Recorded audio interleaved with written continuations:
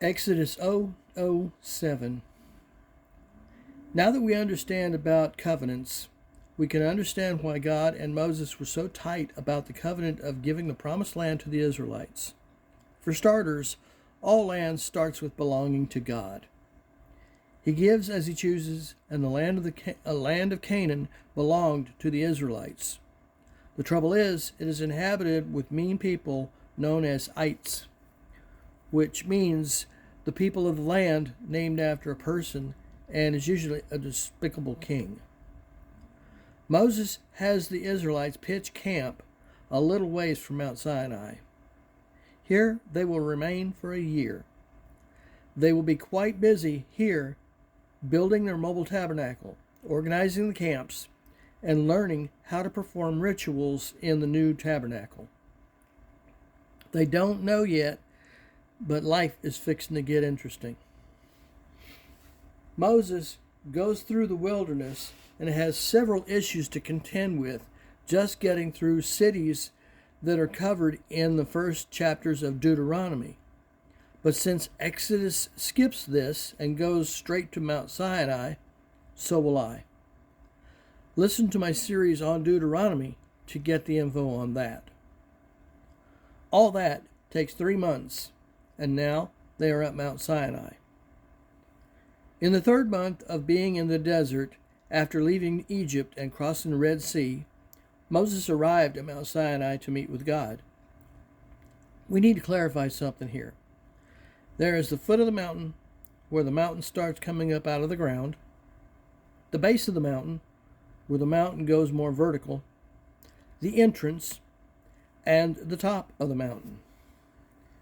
In this case, the top of Mount Sinai is 7,500 feet up. The entire mountain is the mountain of God. On a lot of mountains, there will be a place where mountain climbers will enter, per se, to climb the mountain, like a path. Mount Sinai has this type of entrance, and when Moses goes to the mountain, he comes to this entrance. It is at this point that God meets with Moses for the first time. Squirrel. Now to clarify something, if no one has told you that you have to read multiple books of the Bible to get the full meaning of something, I'm going to do it now. There may be a time that it seems the Bible is leaving out details when in fact it isn't.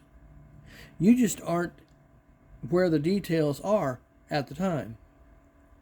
This took a good bit of detail and research on my part.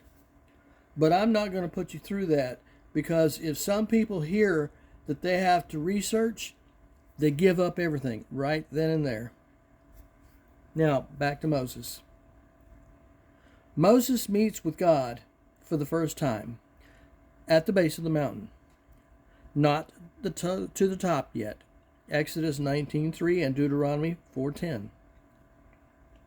Moses went up to God at the base of the mountain, and God said, "You yourselves have been what I have seen, what I have done to Egypt, and I carried you on eagle's wings and brought you to myself. Now, if you fully obey me and my covenants, then out of all nations you will be my treasured possession. Although the whole earth is mine, you will be for me a kingdom of priests and a holy nation." Moses went back to the base of the mountain and summoned the elders and told them what the Lord had said. The people said, "What God says, we will do." Moses went back to the base of the mountain, and the Lord told him, "I am going to come to you in a dense cloud, so that the people will hear me with you and trust you always." Moses then told the Lord what the people had said. What God says, we will do. God then said, "Go tell the people to wash their clothes, to be consecrated for that day. Make sure and consecrate the priests. On the 3rd day, I will come down on Mount Sinai in the sight of the people. Put limits for the people around the mountain and tell them not to come near the mountain or touch the foot of the mountain lest they die. They are not to approach the mountain until the sound of the ram's horn. Changing garments was very irregular, and this time it was to celebrate a new beginning. No sexual relations. On that third day, a massive cloud of smoke and thunder and lightning came down upon the mountain and made it shake. There was a trumpet blast that scared the people. It grew louder and louder as the Lord came to the mountaintop with fire. Moses went to the base of the mountain and spoke, and God answered. God called Moses to the top of the mountain, so Moses went up. This is Moses' first trip to the mountaintop of the mountain. 7,500 feet up we go. God told Moses to tell the people not to force their way to the top of the mountain or they will die.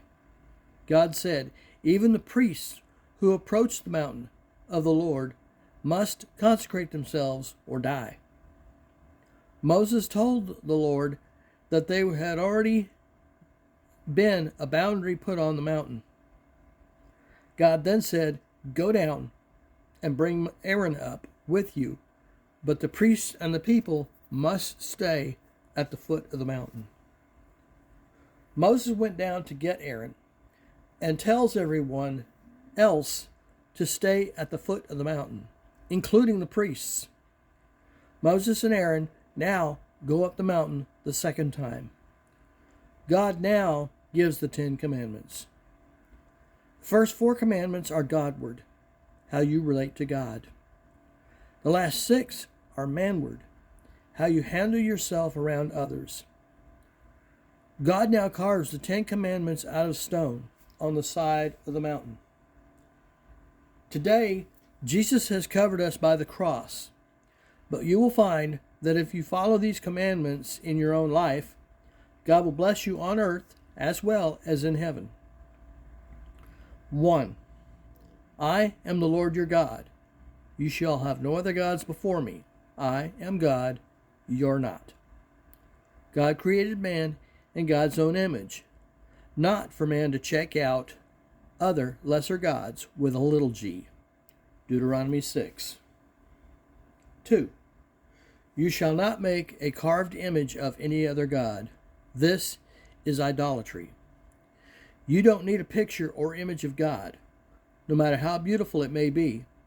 It is no less a depiction or version, and still, nonetheless, a restriction of God, because it would limit him as to what God is and really can do. Sorcery deals with calling on other gods, albeit lesser gods. Getting involved with sorcery is deadly. Even dressing your kids as sorcerers, witches, or other evil characters for Halloween falls in this category. Actually, Halloween, or All Hallows Eve, is the only holiday that man gives himself to celebrate Satan.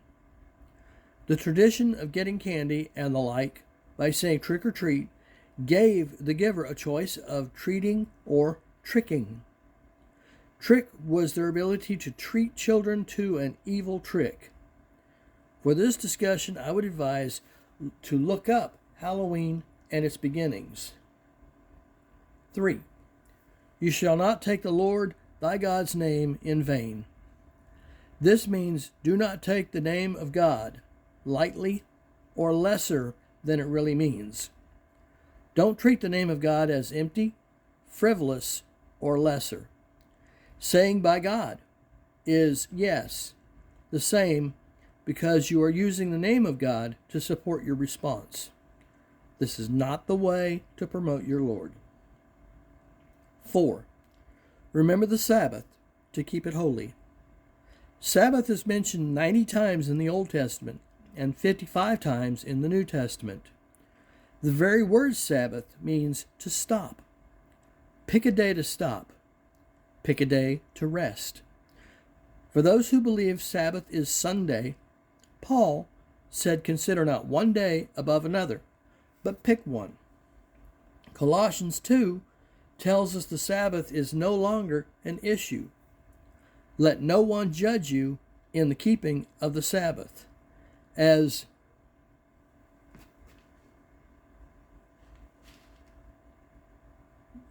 let no one judge you in the keeping of the Sabbath as a rite.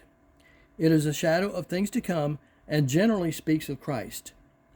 They moved it to the first day of the week.